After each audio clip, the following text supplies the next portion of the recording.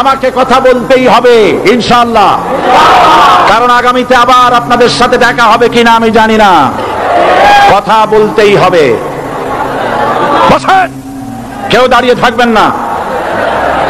আমি দেখতে পাচ্ছি বাংলাদেশের ভাগ্য আকাশে উত্তর গগনে কালো মেঘ জমা হয়েছে, ঝড়ের পূর্বাভাস লক্ষ্য করছি। যদি মোকাবেলা করতে না পারেন সক্ষম ভাবে, এমন অন্ধকার গাঢ় কালো অমাবস্যার রাত আসতে পারে যার শুভে সাদে খাওয়া অসম্ভব।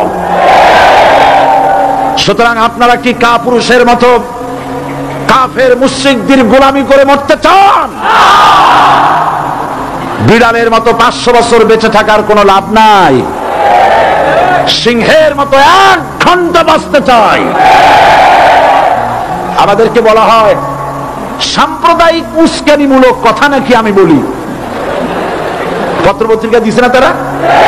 সাম্প্রদায়িক উস্কানি কথা, সাম্প্রদায়িক উস্কানিমূলক কথা বলি, সেই জন্যই বোধহয় শত শত মুসলিম আমাদের কাছে এসে মুসলমান হয়।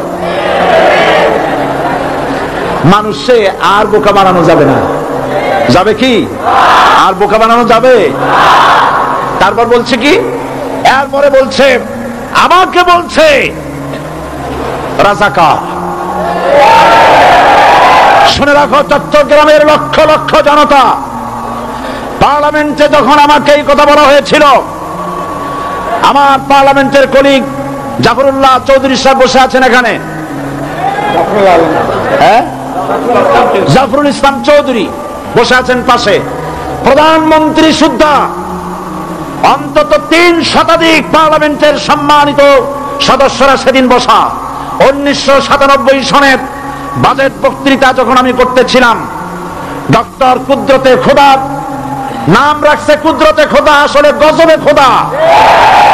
এই লোকটি নাস্তিক, ইসলামের চূড়ান্ত দুশমন। তার প্রণীত শিক্ষা ব্যবস্থার যখন সমালোচনা করছিলাম, ট্রেজারি বেঞ্চ থেকে আমাকে বলা হলো রাজাকার। আমি আমার সমস্ত শক্তি একত্রিত করে বলেছিলাম, শুধুমাত্র হিন্দুস্তানের রাজাকারেরাই আমাকে রাজাকার বলতে পারে। আমি বলেছিলাম 1973 সন পর্যন্ত আমি বাংলাদেশের কোন রাজনৈতিক দলের নেতা এবং কর্মী ছিলাম না। আমি রাজাকার নই। আমাকে রাজাকার বলে যদি তাকে প্রমাণ করতে না পারে 10 কোটি টাকার মানহানি মামলা দায়ের করব। আমার এই বক্তব্য সারা দুনিয়া শুনেছে। পার্লামেন্টে আমার এই বক্তব্য রেকর্ড হয়ে আছে। সেদিন 3 শতাধিক পার্লামেন্ট মেম্বারের কেউ আমার চ্যালেঞ্জ গ্রহণ করেন নাই। যে কোনো ব্যক্তি পার্লামেন্টে গিয়ে আমার বক্তৃতা দেখে আসতে পারেন। এরপরে 1997 সনের 7ই অক্টোবর দৈনিক জনকণ্ঠ পত্রিকা যখন আমার বিরুদ্ধে লিখলো, সেই পত্রিকায় সাইদির ওপেন চ্যালেঞ্জ 8ম পাতা, 1997 7ই অক্টোবর, এত বড় 2 কলমে হেডিং। সেখানে আমি বলেছি, বাংলাদেশের সকল সাংবাদিক, গোয়েন্দা বিভাগ, বাংলাদেশের সকল বুদ্ধিজীবীকে আমি আমার পিরোজপুরে আমন্ত্রণ করছি।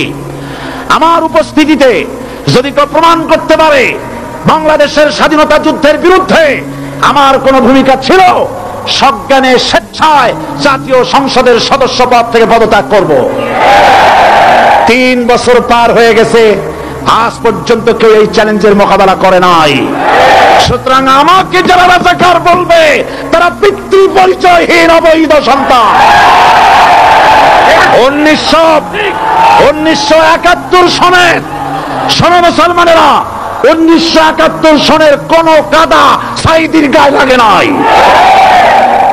আমাকে রাজাকার বলে জনগণ থেকে বিচ্ছিন্ন করবা, জনগণ থেকে আমারে বিচ্ছিন্ন করা যাবে না। কারণ এই জনগণ আমার জন্য আসে না, এই জনগণ আসে আল্লাহর কোরআনের জন্য।